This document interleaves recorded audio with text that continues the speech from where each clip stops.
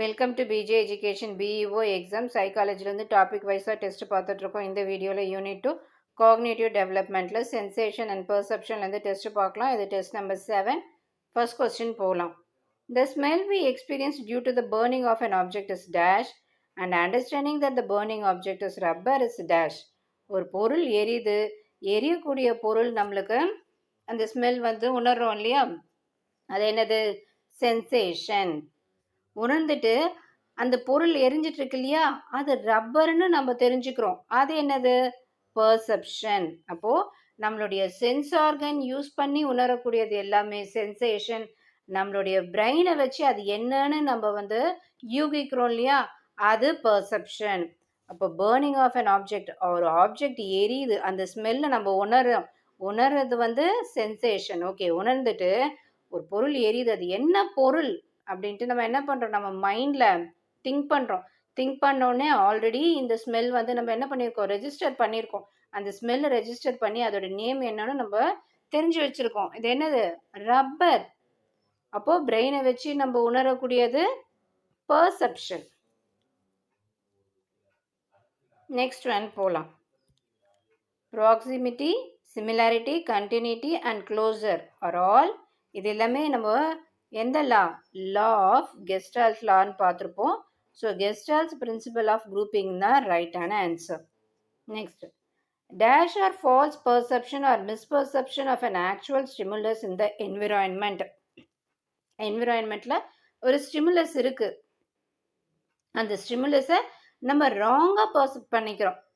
இப்போ ஒரு எக்ஸாம்பிள்னா, ஒரு ரோப் இருக்குது, அந்த ரோப்பை நம்ம இருட்டில் பார்த்துட்டு என்ன நினச்சிக்கிறோம்? பாம்புன்னு நினச்சிக்கிறோம். So ரோப்புன்றது stimulus. அந்த ஸ்டிமுலஸை நம்ம என்னென்னு பர்செப்ட் பண்ணிக்கிறோம்? தப்பாக, ஃபால்ஸாக பர்செப்ட் பண்ணிக்கிறோம். என்ன நினச்சிக்கிறோம்? பாம்புன்னு நினச்சிக்கிறோம். ஸோ இது என்னது? Illusion.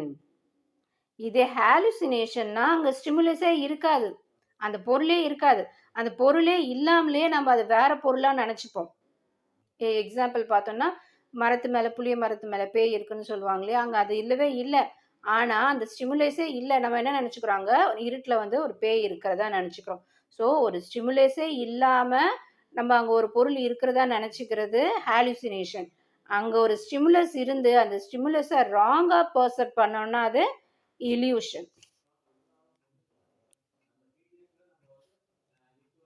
Next one, in order to perceive flavor, our sense of taste must be combined with. So நம்ம அந்த ஃப்ளேவர், டேஸ்ட் இருக்கு இல்லையா, அதை நம்ம உணரணும்னா எதை யூஸ் பண்ணணும்? நம்மளுக்கு ஆல்ஃபேக்ஷன்.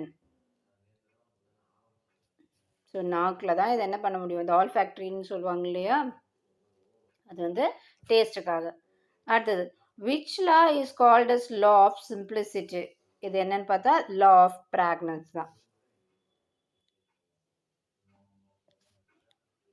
6th one பார்க்கலாம்.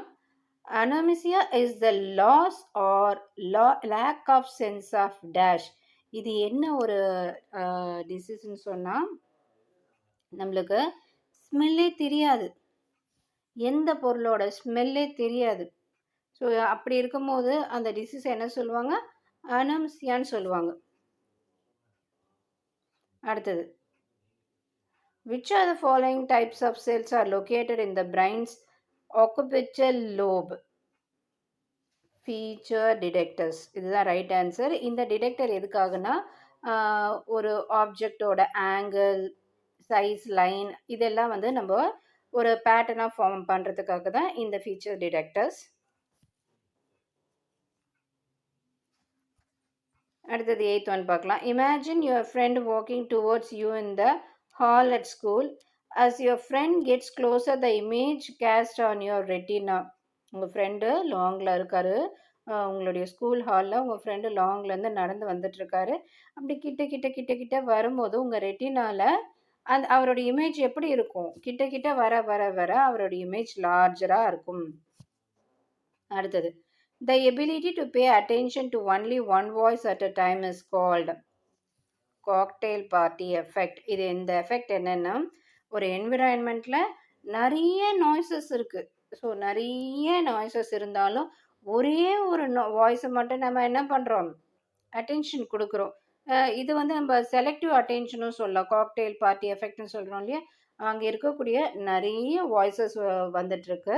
ஸோ நாய்ஸஸ் இருக்கு. அப்படி இருக்கும்போது, நம்மளுக்கு செலக்டிவா யார்கிட்ட எந்த யார்கிட்ட அட்டென்ஷன் குடுக்கணுமோ, அவங்க கிட்ட தான் அந்த அட்டென்ஷன் குடுப்போம். அதுதான் வந்து cocktail party effect. Next one பார்க்கலாம். Which of the following is the correct sequence of the light passing through the eye? So நம்ம ஐல வந்து அந்த லைட் ஒரு இமேஜோட லைட் வந்து ஃபார்ம் ஆகுது இல்லையா? அது எந்த வழியா பாஸ் ஆகுதுன்னு பார்த்தா, ஃபர்ஸ்ட் கார்னியா, அடுத்தது பீப்பிள், ஐரிஸ், லென்ஸ். இதுதான் வந்து ரைட்டான ஆன்சர்.